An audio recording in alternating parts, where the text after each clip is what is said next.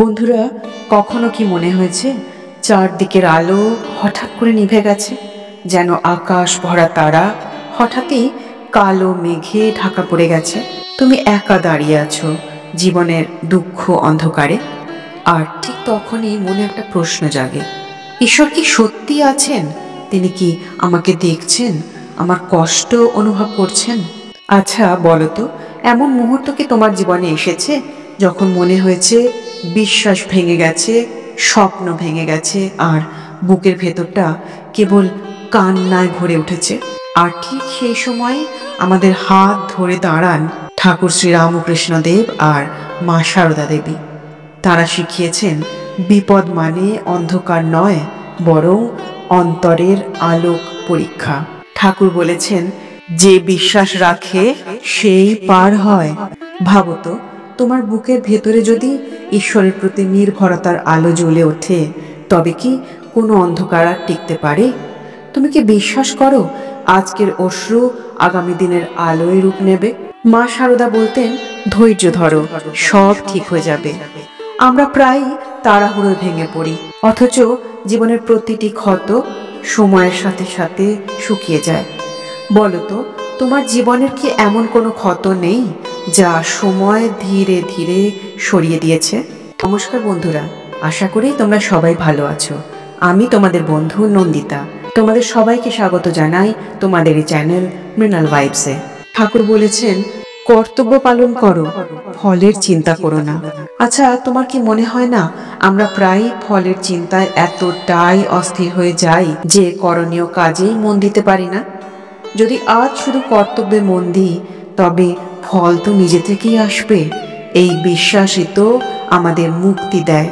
বন্ধুরা, আজ তোমাদের বলবো এমন 3টি প্রাচীন শক্তিশালী মন্ত্রের কথা, যা তোমাদের হৃদয়ের অন্ধকারে আলোর প্রদীপ জ্বালিয়ে দেবে। ওম নমো ভগবতে বাসুদেবায়। ভগবান শ্রীকৃষ্ণের এই নাম জপে মন শান্ত হয়, বিশ্বাস ফিরে আসে। বন্ধুরা, তোমরা কি অনুভব করতে পারো একবার নাম জপ করলেই বুকের ভিতরটা কেমন যেন একটা হালকা হয়ে যায়? ওম জয় গুরু, জয় মা। ঠাকুর ও মায়ের উদ্দেশ্যে এই মন্ত্র, তাদের আশীর্বাদ কি কখনো ব্যর্থ হয়? এই নাম উচ্চারণেই মনে হয় আমি তো একা নই, তারা তো আমার সঙ্গেই আছেন। ওম তৎসৎ। সৃষ্টির অন্তরে যে সত্য, তার প্রতি নিবেদিত এই মন্ত্র। এই মন্ত্র মনে করিয়ে দেয় দুঃখ, কষ্ট, অভাব সবই ক্ষণস্থায়ী, সত্যই চিরন্তন। বন্ধুরা, আজ তোমাদের কাছে একটা প্রশ্ন রাখি, তোমরা কি বিশ্বাস করো প্রতিটি বিপদই ঈশ্বরের লেখা এক একটি শিক্ষা? আজ তোমাদের চোখে যে জল, কাল সেটা কি মুক্তোর মতো ঝলমল করবে না? মনে রেখো বন্ধু, ঈশ্বরকে খুঁজতে দৌড়তে হয় না, তাকে শুধুমাত্র হৃদয়ের গভীরে স্মরণ করতে হয়, বিশ্বাস করতে হয়। আজকের এই উপদেশ আর মন্ত্রগুলো যদি হৃদয় দিয়ে ধারণ করো, তবে তোমার জীবনও আলোয় ভরে উঠবে। বন্ধুরা, কমেন্টে লিখে জানাতে ভুলো না কিন্তু, কোন উপদেশ বা কোন মন্ত্রটি আজ তোমায় সব থেকে বেশি স্পর্শ করলো। আমি অপেক্ষা করব তোমাদের উত্তর পড়ার জন্য। বন্ধুরা, কখনো কি মনে হয়েছে রাত গভীর, চারদিকে নিস্তব্ধতা, অথচ তোমার বুকের ভেতর এক অদৃশ্য ঝড় বয়ে যাচ্ছে? কখনো কি মনে হয়েছে সবাই পাশে থেকেও তুমি ভীষণ একা? জীবনের এক একটা মুহূর্ত কি তোমাকে বারবার প্রশ্ন করেনি, কেন আমি, কেন আমার জীবনে এত কষ্ট? তোমাদের সঙ্গে কি কখনো এমন হয়েছে যে স্বপ্নগুলো একে একে ভেঙে গেছে, আর সেই ভাঙনের শব্দে তোমার ভেতরের বিশ্বাসটাও কেঁপে উঠেছে? হয়তো কখনো চেয়েছো কোথাও একান্তে দাঁড়িয়ে হাহাকার করে কেঁদে ফেলতে, যেন কেউ তোমাকে শুনবে, বুঝবে, আঁকড়ে ধরবে। বন্ধুরা, যদি এমন হয়, তবে জেনে রেখো তুমি কিন্তু একা নও। আমরা সকলে, আমাদের প্রতিটি কান্না, প্রতিটি অভাব, প্রতিটি দুঃখ আসলে এক অদৃশ্য সেতু দিয়ে যুক্ত।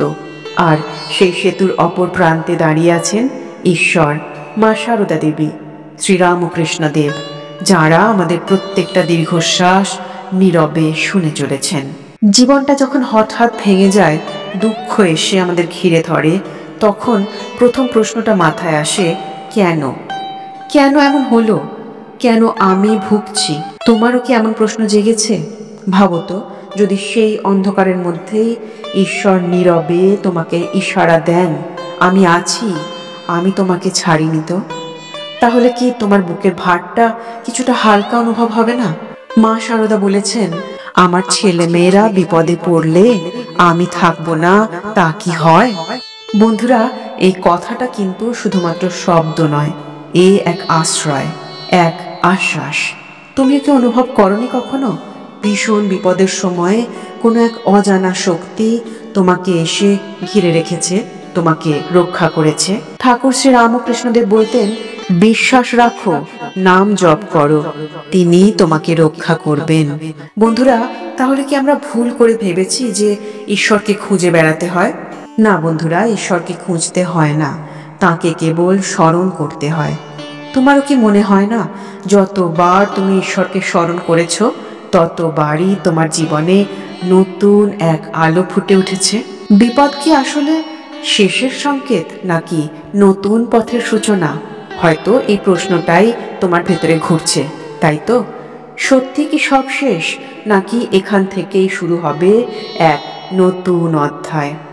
মা শারদা আমাদের শিখিয়েছেন, বিপদ মানেই পরীক্ষা, আর পরীক্ষার শেষে থাকে মুক্তির দরজা।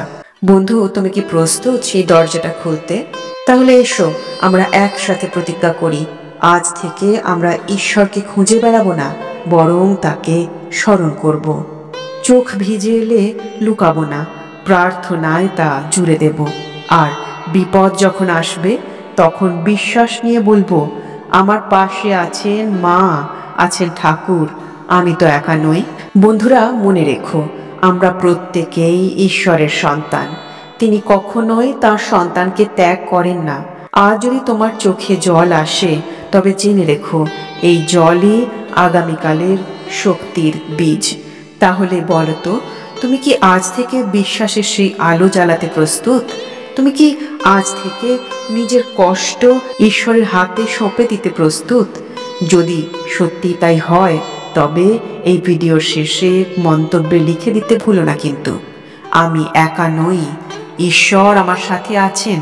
বন্ধুরা, মৃণাল ভাইবস চ্যানেলের এই ভিডিও কিন্তু শুধু শোনার জন্য নয়, অনুভব করার জন্য। কারণ এখানে প্রতিটি শব্দের মধ্যে লুকিয়ে আছে ভালোবাসা, আশা আর আধ্যাত্মিক আলোর ছোঁয়া। বন্ধুরা, জীবনটা মাঝে মাঝে এতটাই ক্লান্তকর, এতটাই অভাবের দুঃখে ভরা হয়ে ওঠে যে মনে হয় যেন স্বপ্নগুলো শুধু দূর আকাশের তারার মতো দেখা যায়, কিন্তু ছোঁয়া যায় না। কিন্তু প্রাচীন আধ্যাত্মিক বিশ্বাস বলে, মহাবিশ্ব আমাদের প্রতিটা কান্না শোনে, প্রতিটা দীর্ঘশ্বাস ধরে রাখে, আর সঠিক সময়ে সেই কান্নাকে আশীর্বাদে পরিণত করে।